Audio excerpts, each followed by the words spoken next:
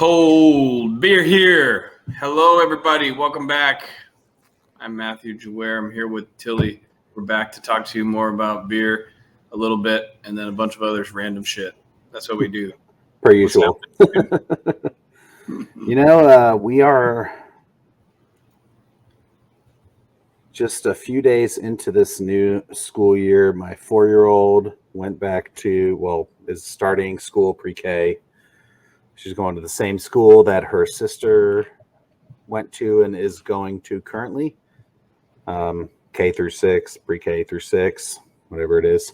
And my wife just started working there after being out of teaching for 9 years. Wow. Yeah, a little over 9 years.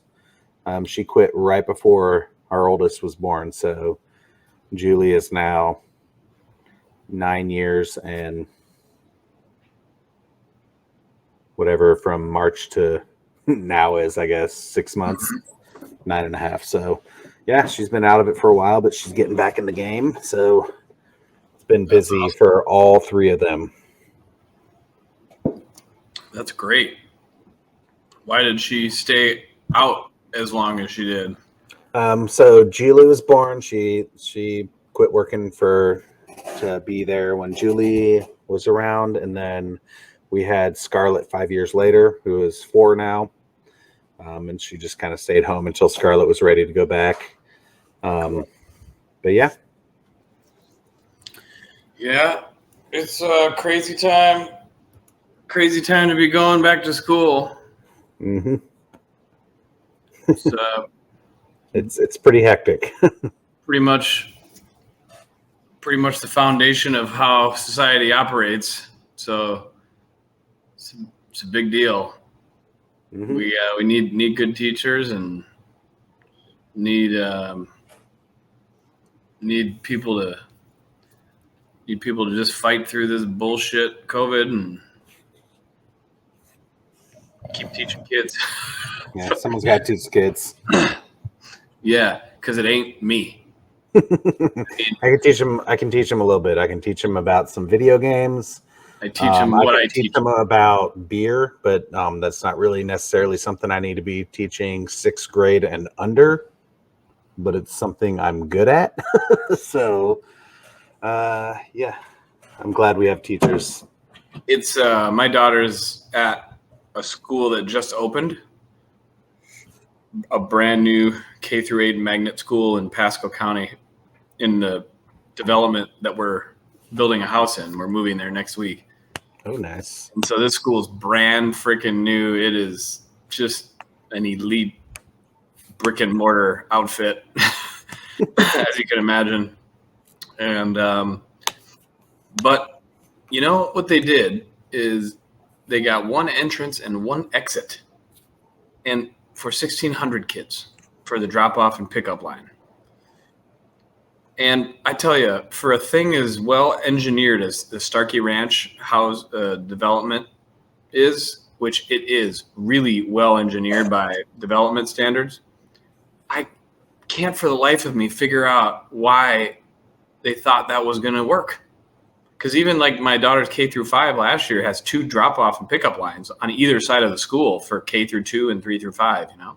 I mean, Melrose Elementary only has like the one area, but also it is a pre-K through 6th grade, and it's Melrose, Florida. You know, like it's not that big. Yeah, I don't understand a lot of the way they think. I mean, I would get it if you were building like a military base. That would make sense. Like limit the access points, I guess. I feel bad for the teachers because, you know, they're charged with dealing with all this stuff before and after school, and you can't pick your kids up at certain times, certain places. You got to have tags. Like, I remember when I was in 1st grade, you just like had to know where your parents were. They were coming to pick you up. Otherwise, you had to go get the bus. Yeah.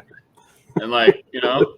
And if you didn't, you went inside and got the teacher, and then they called your parents, and hopefully somebody was at the house because that's where the phones were. Oh yeah, because there wasn't this cell phone access back then. No. So yeah, we started talking about there's these emergency phones you can get for kids that you can program like 4 numbers into it. Mhm. They can press one button and it SOS's all 4 numbers, and you know what I mean, like simple shit. And I'm like, I don't want to give my kid a smartphone prior to a long time from now, but something like that to me has value. Because then I'd be, probably second grade, probably next year, second grade, third grade. I'd be cool with her getting on a bike and going to school. It's 2 miles away. She just takes a big ass sidewalk all the way there. But where we live, we're like right along State Road 26, and like there's a sidewalk. I don't know, like that's a big road. Like even like taking away the car situation, people driving, whatever the case may be. I don't know. It just seems like a very quick kidnap and go type of area. There's not a lot of turns. Like you hit this, you hit a highway, and you can be within 30 minutes. You can be like, so I'm like, I don't know, like that's a big highway. Like at least in a neighborhood, like there's people around that would see and know that the kid and be like, that's not their parents. But like out here, like, man, I don't know, man. And this is stuff that, was never a concern when, like, I mean, I'm sure these people existed. I'm not completely naive when I was that age, but I feel like there's so much like. Have you heard of Jacob Wetterling? Mm-mm. You can Google that. It's a pretty famous story. This dude who's my age was kidnapped in rural Minnesota, and they just got the guy they're pretty sure who did it. They just got him. 35 years later, whatever it was. 89, yeah. So that would be like, I mean, I was 7. Yeah. Oh, dude, it was because he's, because I was 10. He was 10 when he was abducted. Is that what it was? He's my age, I think. Jacob Wetterling, 11. Yeah. His 11, brother was 10, Trevor Wetterling. So this was big news. And this, so then your parents talk to you about it and kind of go through different things. But dude, all you're thinking about as a kid is like, holy shit, somebody could just take me, take me where, that's a nightmare. Yeah. Yeah. I mean, and many of us, I mean, I don't know if you ever saw that video of the father who shot and killed. This was like in the early 80s. Again, it was like 84. So it's like this wasn't unheard of. It was in Louisiana. His name was Gary Plausch. His son got kidnapped by this guy that they had known for a long time. And when he got and other things, I'm not going to go into that. Yeah. And then when he was being brought back through the airport in Baton Rouge or wherever he was at, he just turned around and shot him. You can see the video if you go on YouTube. He was captured. The guy who kidnapped his son. His son got brought back, and then the father shot him in the airport. He ended up pretty much getting off. He got no prison time. It was basically don't do that again. And that's one of those a time to kill. It existed, but a time to kill episodes in real life. Because who among us on a jury is going to put that guy in prison? No, I mean, you could be it's. I mean, so here's the thing: you could say it's objectively wrong. And I'm just saying that from the fact that the state is the one who's supposed to punish, but it's subjectively right because, I mean, it's objectively wrong from the perspective of let the state punish the person. It's subjectively right because how badly would the state have punished this person anyway? Louisiana? Oh, I think they got the death penalty, right? I don't know if he wasn't, the kid didn't die, so I don't feel like they would have punished him enough. Oh, The kid was alive. The kid's still alive. Oh, that's a great story then. He still talks about how, like the father ended up dying some years later from cancer or something, but the kid he runs like a nonprofit now, and like, but yeah. I mean, if obviously if he died like Louisiana, Florida, Georgia, Alabama, Mississippi, like you're not surviving that. But anyway, we don't need to go too dark. But you can look that video up. Look him up, Gary Plauche, Plauche, and you can hear the deputy who knows him go, "Why did you do it, Gary?" I was like, "Oh man." Well, I mean, why he did it. But yeah, it's an interesting story. You should read up on it if you haven't. It's pretty interesting. I think. I mean, I understand laws, and I appreciate we got to have them too. And a lot of the times, criminals, the reason the system is set up the way that it is because you have to have evidence, and sometimes there's not, and a lot of times people are wrong. So I mean, like, you can't just accuse people of shit without having evidence. But when, and I've said this for years, when it is beyond a shadow of a doubt that the perpetrator is the perpetrator, man, I got no problem getting rid of those people. I don't. And I wouldn't, and my only caveat is I don't necessarily trust the system to not have that corruption, that vein of corruption running in it. So yeah, prosecutors like DAs, district attorneys, state's attorneys, like elected positions. You get elected to those positions because of your conviction rate. Yeah. And you get promoted within being a police officer based off of solving crimes. Like all of these make them want to solve a crime, but whether the person who did it or not actually did it.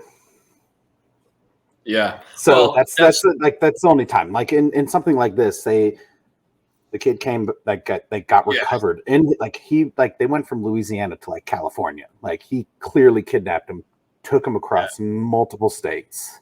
There's stuff like that. I could be like, there's plenty of that. The stuff that you hear about that isn't like, I don't believe that the death penalty should exist, other than for this very specific group. Ted Bundy. I mean, we know, man. Danny Rollins, Unabomber. We know. It's a fact. Just in my mind, it's like, can you limit it that much without like? I still think you use a jury. I still think the jury.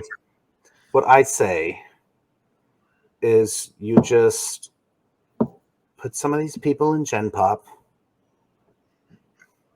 Oh shoot, I forgot my keys. I can't unlock this door for a little while.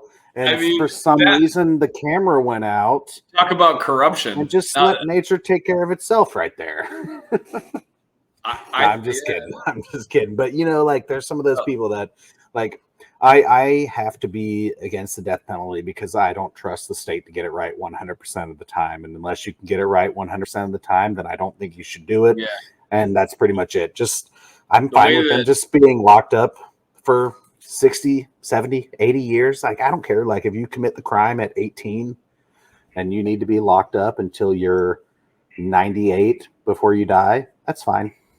I'd rather do that than accidentally execute one person who didn't commit the crime, Well, that's why it's not set up appropriately at the moment. And that's why you have, innocent people on death row, because the system's bad.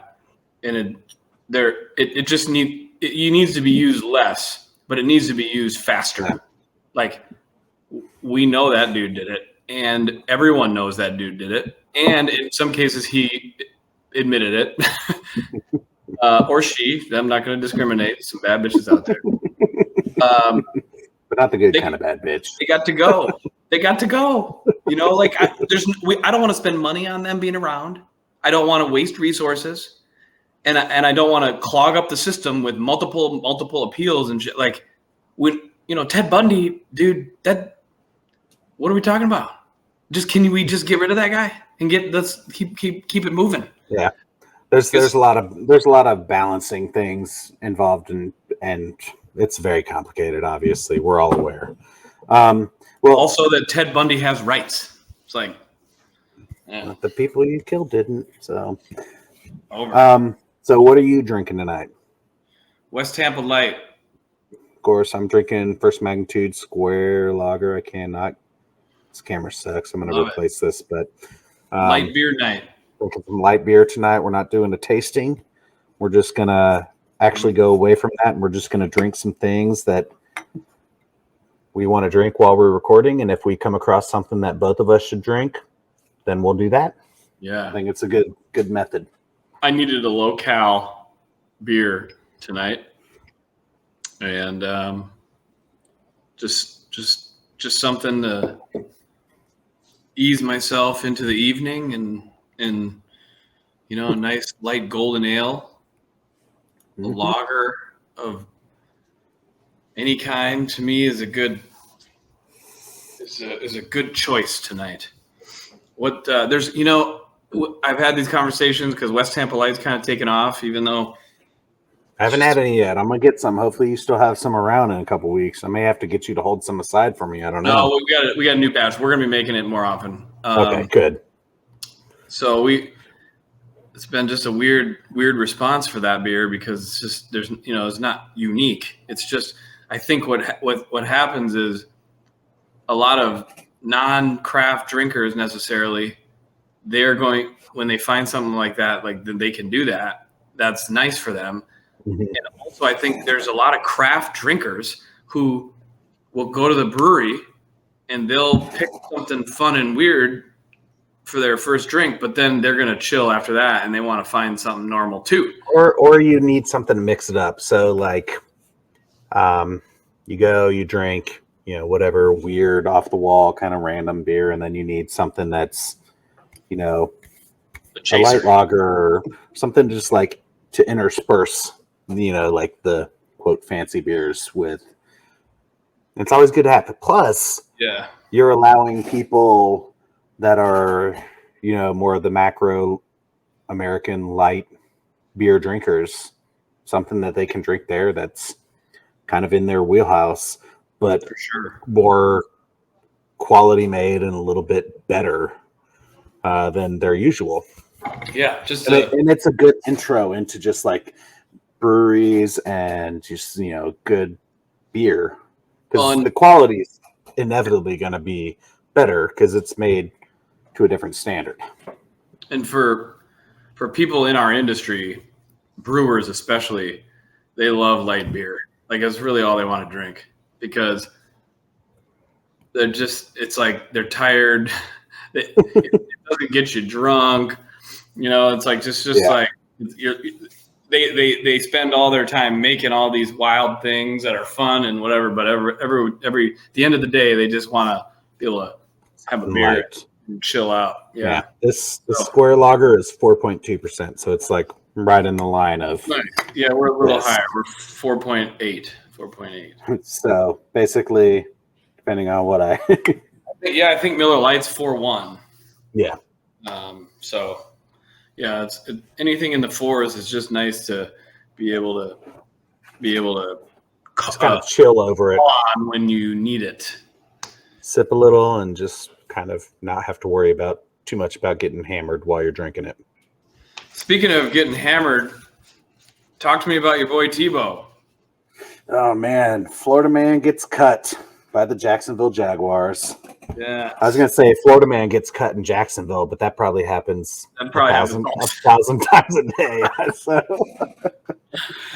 maybe I'll make that the title: Florida man gets cut in Jacksonville. But Tebow, he gave it a shot. But it really goes to show you that several years ago, people were like, Tebow just needs to switch to tight end. He needs to switch to halfback. Blah blah blah. He needs all these types of things like. It's not just easy to switch positions especially when you've been playing a specific position for so long. Like that, like you can do it. And obviously we've seen quarterbacks go to wide receiver. We've seen various other position changes. We've seen wide receivers go to cornerbacks and stuff like that. But all of them are kind of like relatively in line with like their skill set. And we had no proof this whole time that Tebow could catch passes and block. Well, come on. I mean, blocking is one thing. He's had 6 weeks to figure it out. That's not going to work. You know what? He would have got a chance to do it if he would have decided to make the switch when he was 24. They would have gave him a shot. You know why? Because they took him in the first frickin' round. So yeah, but they weren't going to like keep him. Like they weren't going to keep him around for longer than 6 months. Well, and I think that he would have got plenty of opportunities had he made more opportunities had he made. I don't think it would have been necessarily any more successful. He's got ball skills. Obviously, he can catch. The issue is, it would have been any more successful than he was now. Yeah, that's my point of view. I just don't think. I don't think his heart was in it. It wasn't like he wanted to give it a shot because Urban Meyer was in Jacksonville. That's pretty much it. If anyone else had been hired, he wasn't going to go give tight end a shot. And I don't think his heart was in it. I don't think his heart would have been in it, 6 years ago. So I think. If he didn't want to do, he didn't want to do it. Ultimately, physically, I think he just wanted to go out there. I think he wanted to hang out with Urban some more on a football field, and I think he got his wish. And I think he's fine with not making the final roster because he's 29 years old now. I think he's whatever his age is. I guess, he's fine with it. I don't understand. Somebody as prideful as he is, I don't. The block that everyone was smashing him on. It makes it look like he's just uncomfortable, and I don't have any doubt about that because he's playing a new position and he's been out of football in general. But that block was executed. I mean, if you have to grade that, that's a pass. It's not a. Well, I used to grade not the world's best block, but yeah, it's a 2. I graded 1, 2, 3. 1 is excellent, 2 is pass, 3 is no good. So, and I coached tight ends, so I had to do this. I know what he was doing, and he was confused because he had. Sometimes they call it wrong arm, or they call it whatever. The guy came down and he was like, what the hell do I do? And so he just kind of bumped him and it was awkward and weird, but that guy didn't make the play. So whatever. I kind of was like, yeah. But the other one where all he had to do was backside cutoff block and the guy's right in front of him. And he's in a 5. He's in a 7 shade outside shoulder. I mean, this is easy to do. And he just whiffed. And I was like, dude, this guy's too. He knows football, so he should be able to do it. That's kind of some of the stuff where I'm that's like, why the hard I don't thing know, is like totally if he was like 100% into it, because like so say that was like we're gonna go into the Tim Tebow is stealing a roster spot from some young kid who could have made it, blah blah blah, whatever. That's not happening. Nah, like the roster size at that point is so big that the marginals are getting their chance to show, and they're not going to make it either. But like at least those guys would have been like, probably have played the position for a long time and would have been, I don't know, emotionally invested into it. Like this could be my chance. That kind of guy. I did listen to Skip name the other. I was listening. Yeah, they're garbage. Their entire roster. I didn't know the roster. Like he named the other 3 tight ends, and I never heard of any of them. And I was like, wow. Yeah. So imagine that, but like that Tebow is stealing the spot from an even less known and less chance guy than those guys, and it's just kind of where it is. I never. I'm not a Florida wonk, so I whatever. But I think Urban is a great coach, and I don't when I'm talking about football, I don't need to talk about him and what I think his character is like. But I mean, like, I think he's an excellent football coach, and I think Tebow is an excellent person and athlete, and having that kind of person around the other players and in the locker room, and even if it is just for whatever it is now, not even to the season, but into the first game of the preseason, like I just think I don't have any problem with it at all. I totally get it, and I don't think that it hurt anybody at all. So I don't. I mean, if he would have made the team and been terrible, then I would have been like, yeah. I mean, then you have to. But like, I would like to objectively see an objective opinion of what other player he took the tight end 4 spot from. That really had a chance. Like, yeah, they could have made it. Tim Tebow doesn't need the money. So they could have made a little bit of money in like training camp and stuff, a little bit. Like, there's not a lot of money when you're like that person, but they could have made a little bit of money, and they could have, maybe they could end up on the practice. But I don't think there's anybody that's in that position that is good enough, but not good enough, to like. Yeah. I don't think he took anyone's spot. No, I don't think so. I don't think there was anyone in that spot like that got harmed by it. So it was let's see what happens, and he literally lives in town on the block with his coach. Yeah. I mean, it's like this is I don't know. It's a very unique situation. Like if it was you and you were, athletically at that level of athletically gifted, you'd certainly be like, hey, how about you let me come out there and just like try out, see what happens. Give me a shot. Although like on the 125-man roster, or whatever, 130. Yeah, I mean, maybe I just have a hard time believing he's that. I don't think he ever thought he would make it onto the team, and so I don't think he ever thought it would cut into any of his other ventures. He's just like, I live in Jacksonville. I'll work out what happens. Work out for the next 3 months.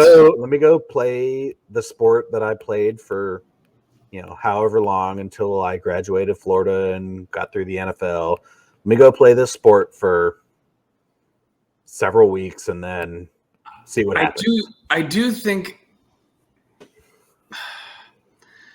feel that he's lost some credibility, and I don't know exactly in what.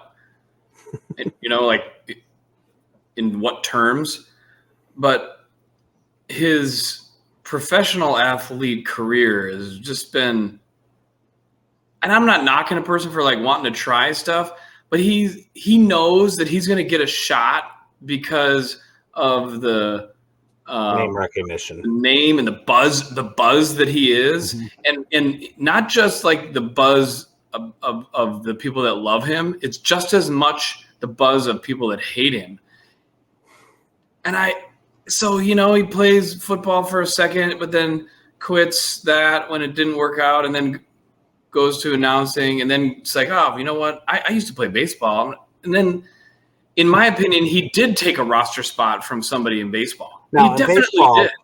Because But in baseball, what is the team going to do? Not take Tim Tebow? Because, he's going to put butts in the seats of a minor league game. At least in baseball, he's basically taking the spot of someone who would be making pennies, barely able to survive. Yeah. So at least maybe those people went and found a fast food job or something that would pay more than. But it's a dream still. Single A baseball or double A baseball. Like, baseball, unless you're like in triple A's and you're like a higher draft pick, like the pay is so low that I feel like he may be doing somebody a favor by keeping him off the roster spot. Like, just like, hey, why don't you go work in your uncle's accounting firm and make more money than you would make? You can't. But it's a dream. It's professional sports. It's a dream. So you can't even look at the money at that level. I don't think. But then he went back and played football, and then he was. The whole time I don't that know, it's a all of little this weird. was happening, he was still just doing broadcasting. So he knew where his bread was buttered. He was still Yeah. with the SEC network. And, Yeah. yeah. I wish I mean, liked. I I wish get I it. I liked get him all of more it. as a broadcaster. I feel like, yeah, I'll tell you, like, he's having not my quite seat there. from the second row, he was at I forget what game he was at a couple years ago. He ignores the crowd because if he gets like wrapped up into like, and I'm not faulting him, if he goes and signs one autograph, takes one picture, he's not allowed to leave that sideline for Oh yeah, hours. You know, especially I would like never. in Yeah, I would Florida never. at Ben Hill Griffin Stadium, he's never leaving. Like he's just stuck there. So I get why he would ignore, but he was just like right there. I was like, just dap me up. Just like don't even like this peripheral vision. Just dap me up real quick, and you can just keep walking. You don't have to like acknowledge anybody else. It was definitely kind of a fun story, and also I thought that it was, and knowing Urban, I would have to believe that this played a part in it, just because, and not just Urban, knowing other ball coaches. These guys are like, they will look for any freaking small advantage, nook and cranny. And, the fact that Tebow is leading the bad blocks, led first take, led the whole fucking show was his bad blocks. There's a little bit. The Jaguars have on their roster literally the number 1 draft pick playing quarterback, and he's not even being talked about. And I think that there's some value to the way that gamesmanship going on there. There's some gamesmanship. It's a good thing. Urban's like, these motherfuckers are going to talk about Tim Tebow for the next 6 weeks, and Trevor's just going to get to do what he needs to do. And now Trevor's playing. It is what it is, you know. There's definitely some, I feel like, gamesmanship going on with that. Just like, hey, let's kind of sign the sideshow while we're kind of trying to get this like started from the ground up, and we'll let them talk about him for a while. And it worked. All the people did every time he was out there doing anything was talk about Tebow. And I just was like, I mean, I kind of was like, all these people were bashing him. I was like, fuck it, I kind of hope he makes the team. But I saw a couple of those reps, and I was like, God dang it. Hey, he's not going to make it. No. No. You know, I never expected him to make it from the beginning. I thought it was a fun story. I don't care about the NFL much to begin with. And I'm a Gator fan. I'm a college football fan predominantly. So I enjoyed it for the short time. But I never really expected it to turn into this, oh my God, like at 29, he became a Hall of Fame tight end. I didn't like that was never going to happen. Yeah. At best, you could expect him to make the roster and then be tight end 3, sitting on the bench. I thought that he would be better. Games, you know.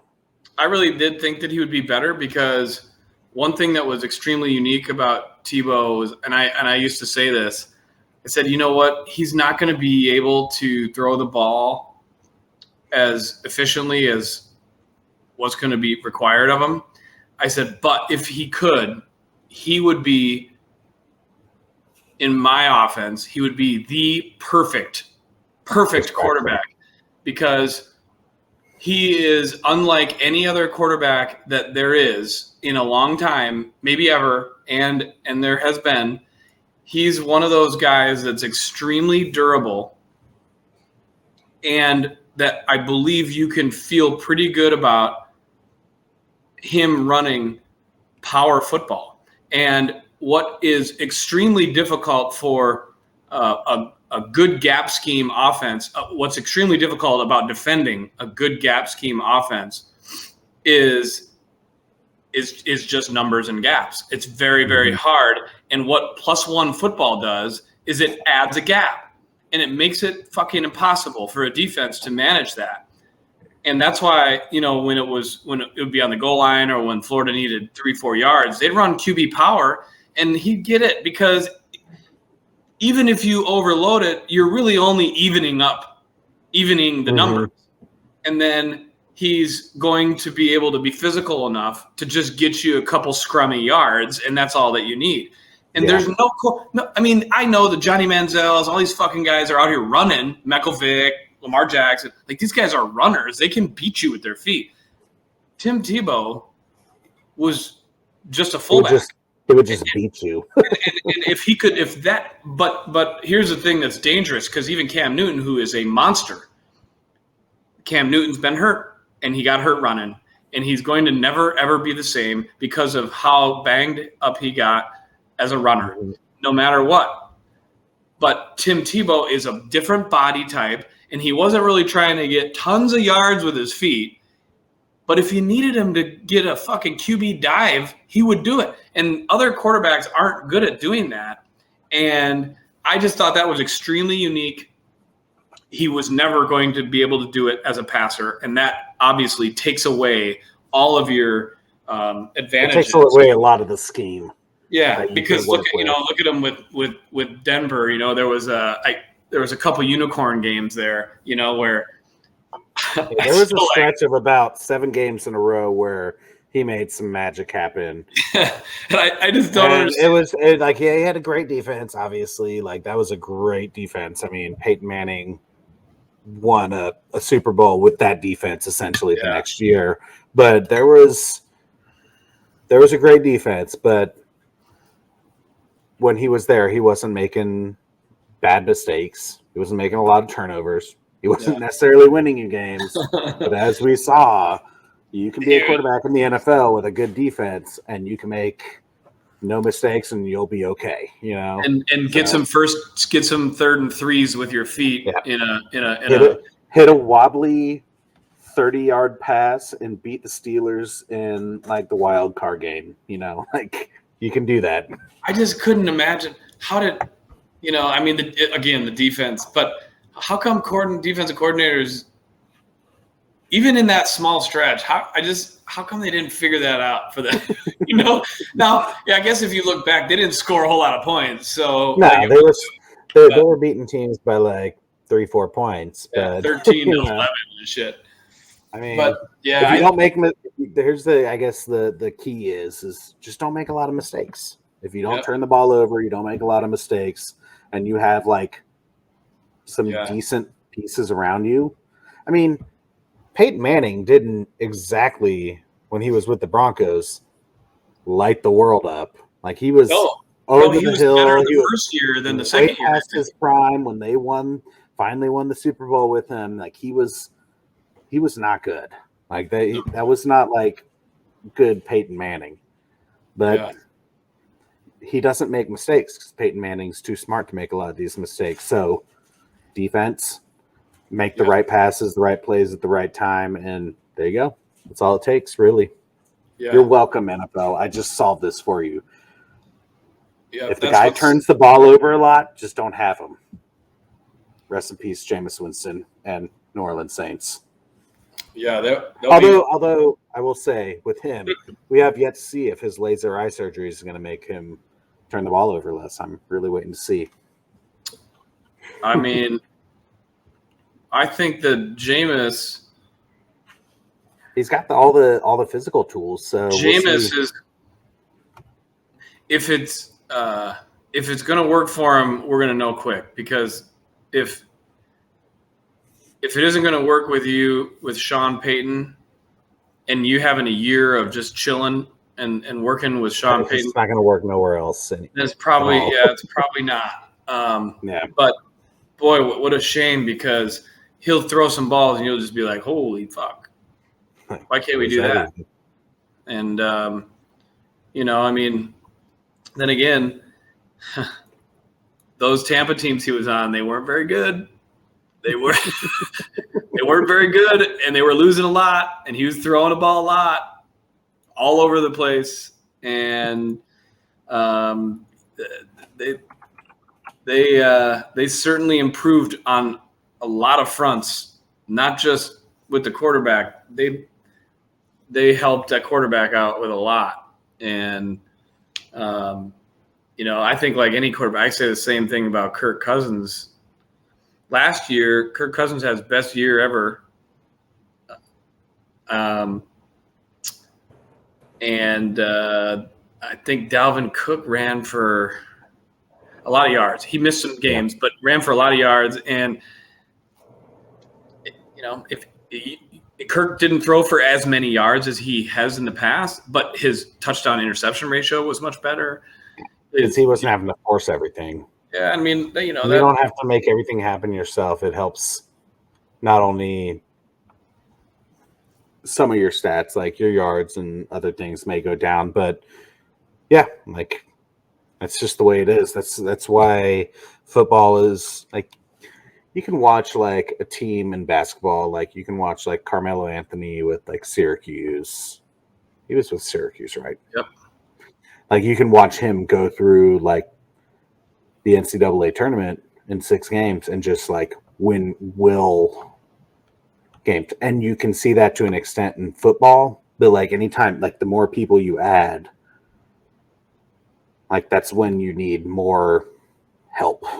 Yeah. Like you can't just do things all by yourself, because if you don't have an offensive line and you're a really great quarterback, good luck. You may be able to like do some things, but good luck with that attempt at doing everything you need to do. No, it's a way different program. Giannis was able to do some, incredible Hulk things for the Milwaukee Bucks.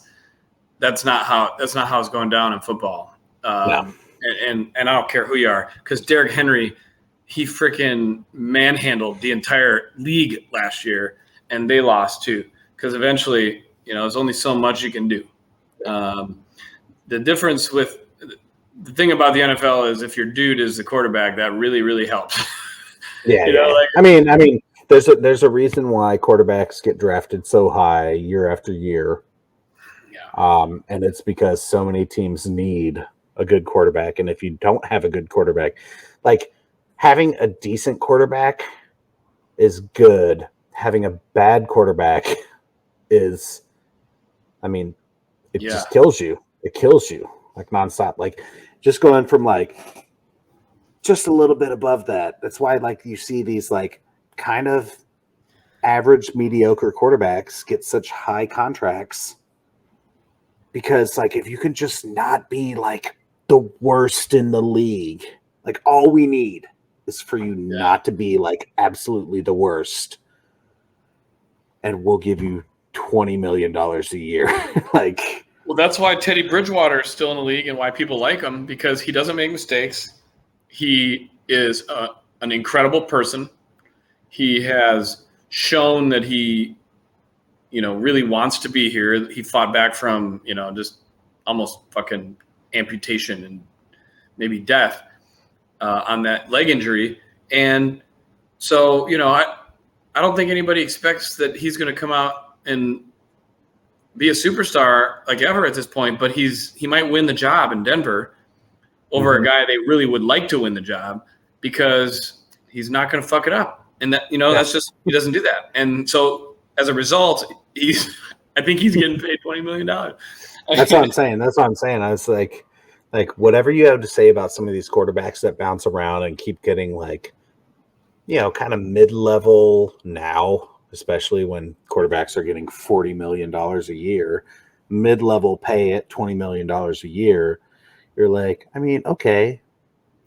Like if you can build up the rest of the team and then you can get that like one really good quarterback to come in for a year, you win a Super Bowl, you get your like Peyton Manning, you get your, obviously Tom Brady going to like isn't Tom Brady making $25 million?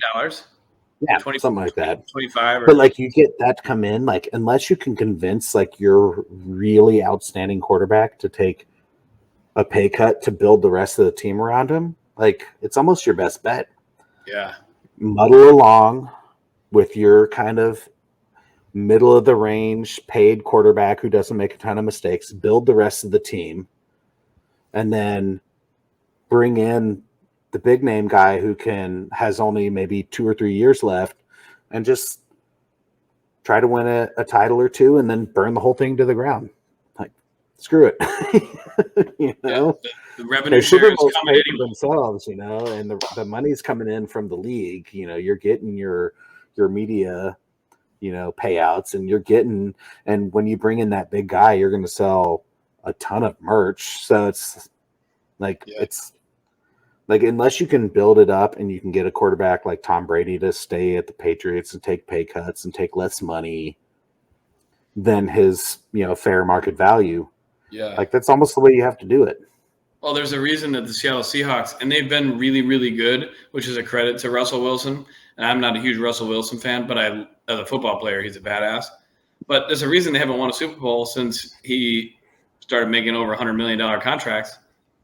He was making $1, $2, $3 million, and there's less money for everybody else. That's right. And I get it. I get it. You got to take your money. Pay me, but if you're about winning rings, you're going to have to personally sacrifice if you're a quarterback.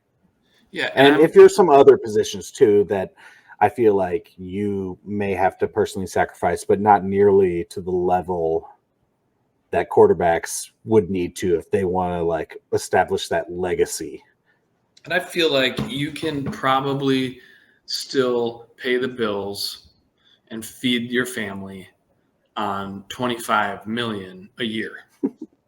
Especially in Florida. If you're getting half of your games are in Florida, you're paying no state income tax. That's a big number. Yeah. Yeah. But all right, what else? Let's see. I saw that there is the first distillery opening in Manhattan since Prohibition. For over 100 years, there's been no whiskey distillery in Manhattan. Now, I'm going to say I'm probably never going to go here because I've only been to New York City once. And it's unlikely I'll be going again just because it's kind of not my vibe. It's not my scene. But 28,000 square foot space at 686 Broadway. So there's some money being poured into this place. A lot of money. Restaurant, speakeasy, event venue opening in September. Yeah, that's crazy. I don't even want to. I get anxiety even imagining what the pro forma for that had to look like. Yeah.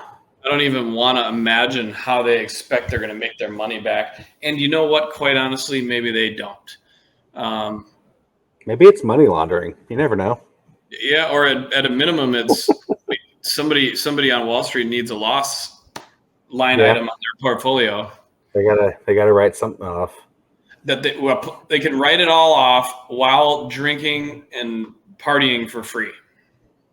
Okay. I mean, honestly, sounds like the life. It sounds like the life to me. If I can make that happen.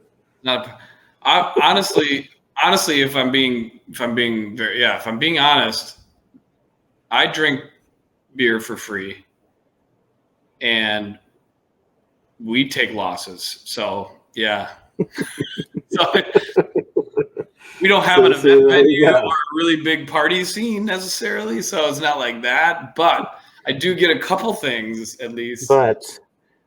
But I'd rather your losses would be a lot more if you were probably in New York City, Manhattan. So, it's not so bad. I mean, I'm glad they're doing it now, not in March of 2020.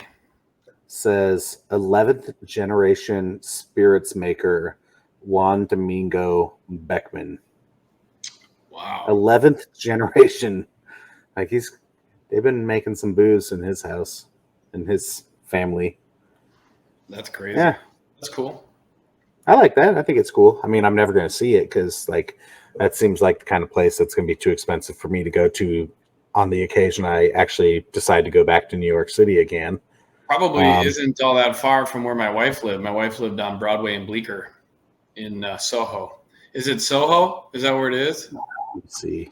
What's the address? Hold on. 686 Broadway.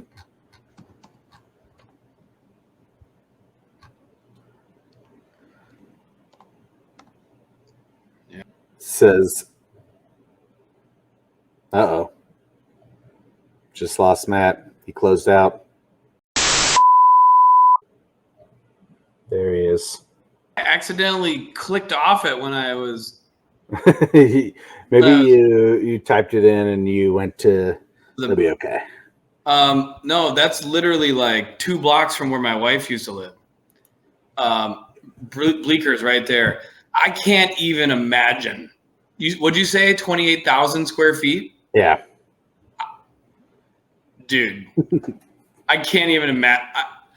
I'm gonna look. I am gonna try to find out what they're paying for rent. Yeah, I'd be interested. Let me see if I can.